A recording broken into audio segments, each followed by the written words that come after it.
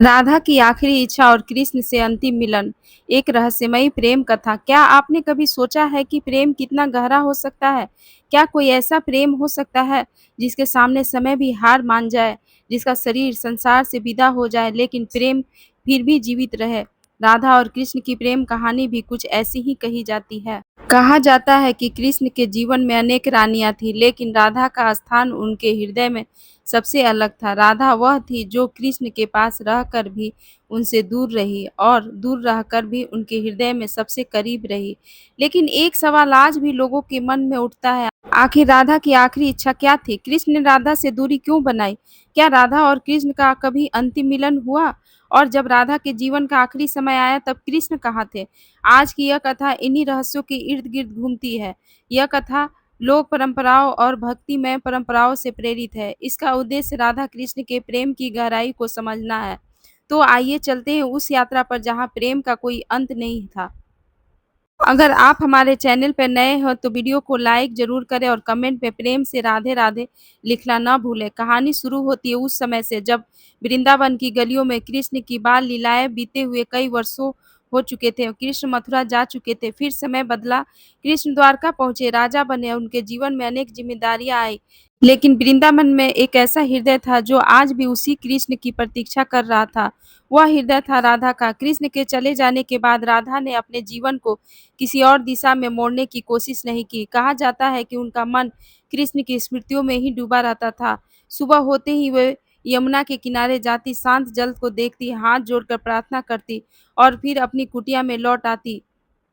लोगों के लिए वह एक साध्वी जैसी थी, लेकिन उनके लिए कृष्ण ही उनका संसार थे। समय बीतता गया, राधा की उम्र बढ़ती गई, उनका शरीर कमजोर होने लगा, चेहरे पर उम्र की रेखाएं दिखाई देने लगी, लेकिन कृष्ण के प्रति उनका प्रेम वैसा ही रहा।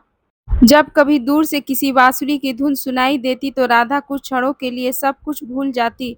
उनकी आंखें बंद हो जाती और उनके चेहरे पर एक हल्की मुस्कान आ जाती, मानो उन्हें लगता है कान्हा आ गए। लेकिन जब आंखें खोलती सामने कोई और होता, कृष्ण नहीं। एक दिन सुबह राधा यमुना के किनारे पहुंची। उस दिन वातावरण कुछ अलग था, हवा बहुत शांत थी, पंछियों की आवाज भी जैसे धीमी पड़ गई थी। राधा ने यमुना के जल को देखा और उनके मन में अचानक एक अजीब सी शांति उतर आई। उन्होंने आसमान की ओर देखा, फिर धीरे धीरे अपनी कुटिया की ओर लौट आई। कुटिया के पास एक तुलसी का पौधा था, राधा उसी के नीचे बैठ गई। कुछ देर तक वह शांत रही, फिर उन्होंने धीरे से कहा, अब लगता है मेरे जाने का समय निकट है। पास बैठे कुछ गांव वालों ने उनकी बात सुन ली, वे घबरा गए।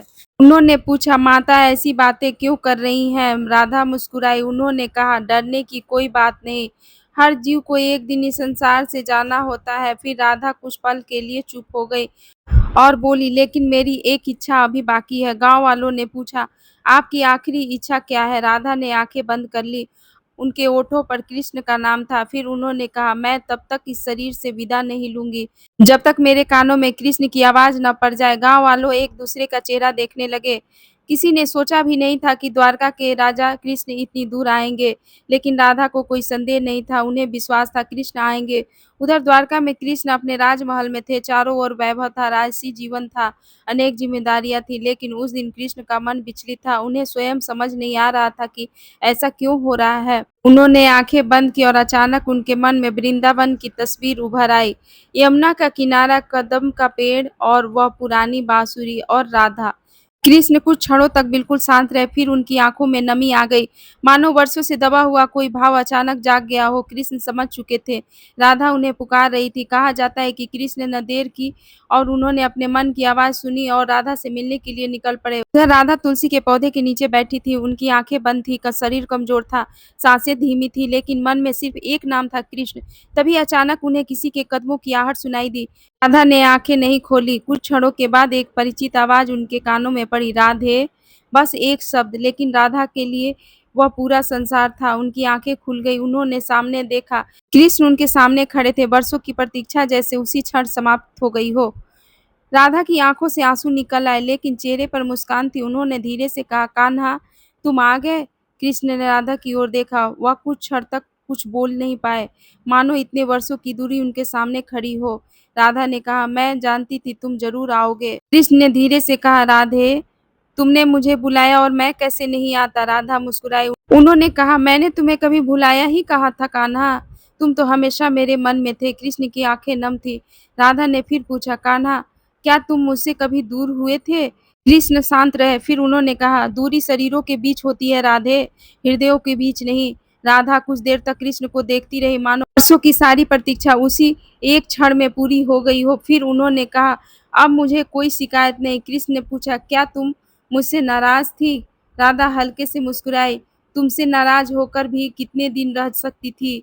दोनों कुछ देर शांत रहे। वहां कोई राजमहल नहीं था, कोई सिंहासन नहीं था, कोई वैभव नहीं था, बस एक तुलसी का पौधा था, यमुना की हवा थी और दो ऐसे हृदय थे जिनकी कहानी समय से भी पुरानी कही जाती है। राधा ने कृष्ण का हाथ अपने हाथ में लिया। उन्होंने कहा, कान्हा, अब मुझे जाना है। कृष्ण ने उसकी ओर देखा। राधा बोली, लेकिन इस बार मैं अकेली नहीं जा रही, तुम मेरे सामने हो। कृष्ण ने कहा, राधे, तुम्हारा प्रेम कभी समाप्त नहीं हो सकता। राधे राधा ने आंखें बंद कर ली। उनके चेहरे पर वही शांति थी जो किसी लंबे इंतजार के समाप्त होने के बाद आती है। कहा जाता है कि उसी क्षण राधा का शारीरिक जीवन समाप्त हुआ, लेकिन कहानी वहीं खत्म नहीं हुई, क्योंकि राधा के जाने के बाद कृष्ण कुछ देर तक उसी तुलसी के पौधे के पास बैठे रहे। वह स्थान शांत था, लेकिन कृष्ण के मन में जैसे पूरा वृंदावन जाग उठा था। उन्हें राधा के साथ बिताया हर पल याद आने लगा, वह हंसी, वह बांसुरी, वह यमुना, वह प्रेम। और तब जैसे कृष्ण समझ गए कि प्रेम को पाने के लिए हमेशा साथ रहना जरूरी नहीं होता। कभी कभी प्रेम का सबसे गहरा रूप वह होता है जिसमें दो लोग संसार की नजरों में अलग होते हुए भी एक दूसरे के भीतर जीवित रहते हैं। यही कारण है कि भक्तों के लिए राधा कृष्ण का प्रेम केवल एक सांसारिक प्रेम कहानी नहीं है, यह आत्मा और परमात्मा के मिलन का प्रतीक माना जाता है। राधा को कृष्ण से अलग करके देखना कठिन है, और कृष्ण के नाम के साथ राधा का नाम लेना आज भी भक्तों की परंपरा में प्रेम और भक्ति का प्रतीक है। लेकिन एक सवाल अभी भी बाकी है, क्या राधा और कृष्ण सच में एक हुए? भक्तिमय मान्यता कहती है कि हाँ, क्योंकि मिलन हमेशा शरीरों का नहीं होता, कभी-कभी मिलन आत्माओं का भी होता है।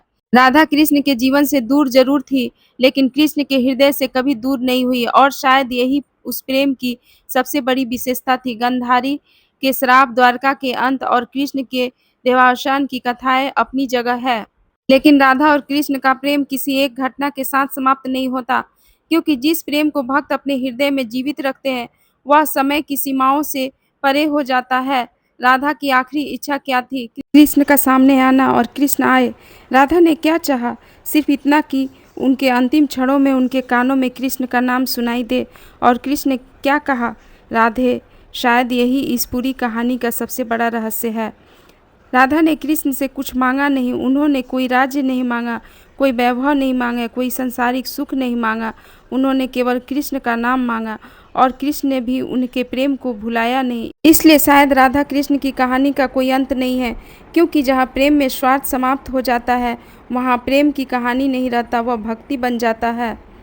और जहाँ भक्ति सच्ची हो वहाँ दूरी भी मिलन बन जाती है। इसलिए आज भी जब भक्त कहते हैं राधे राधे, तो उसके पीछे सिर्फ एक नाम नहीं होता, उसके पीछे एक ऐसी प्रेम भावना होती है जिसे समय भी मिटा नहीं सका। राधा और कृष्ण का प्रेम हमें यही सिखाता है कि सच्चा प्रेम हमेशा साथ रहने का नहीं, सच्चा प्रेम वह है जहाँ दूरी के बाद भी विश्वास बना रहे, जहाँ शिकायत से ज़्यादा समर्पण हो, जहाँ पाने से ज़्यादा प्रेम करने की इच्छा हो, और जहाँ शरीर समाप्त हो जाए लेकिन प्रेम की स्मृति जीवित रहे। तो अगर आप भी राधा कृष्ण के इस पवित्र प्रेम में विश्वास रखते हैं तो कमेंट में प्रेम से लिखिए, राधे राधे। जय श्री राधे कृष्ण।